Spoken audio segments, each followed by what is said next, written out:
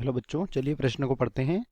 Pinus के बीज कवक के सहयोग के बिना अंकुरित और स्थापित नहीं हो सकते। यह किस कारण होता है? पहला विकल्प है यहाँ पर बीज में बाधक उपस्थित होते हैं जो अंकुरण को रोकते हैं। इसके बाद दूसरा है इसका भ्रूण अपरिपक्व होता है। तीसरा है इसका कवक मूल के साथ अनिवार्य संबंध है। और चौथा है इसका बीजावरण बहुत कठोर होता है। तो हमसे यहाँ पर प्रश्न पूछा गया है कि जो पाइनस के बीज होते हैं यह कवक के सहयोग के बिना अंकुरित या स्थापित क्यों नहीं हो सकते हैं। तो चलिए बात करते हैं इस प्रश्न की मुख्य अवधारणा। तो बच्चों, जो पाइनस होता है यह एक क्या है, अनावृत बीजी पादप है। और अनावृत बीजियों को जिम्नोस्पर्म भी कहा जाता है।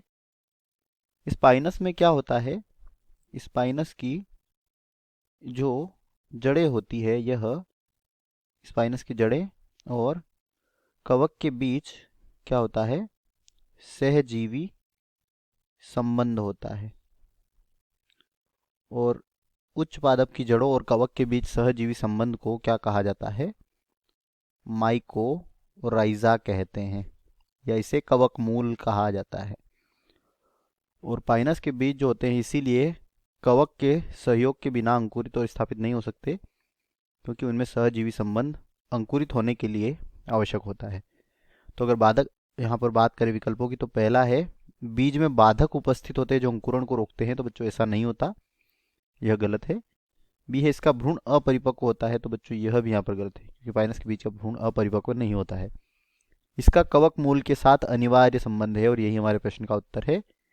इसी कारण से कवक के सहयोग के बिना पाइनस के बीज अंकुरित और स्थापित नहीं हो सकते। और डी है इसका बीजावरण बहुत कठोर होता है। तो गलत होगा, क्योंकि इसमें बीजावरण नहीं होता है।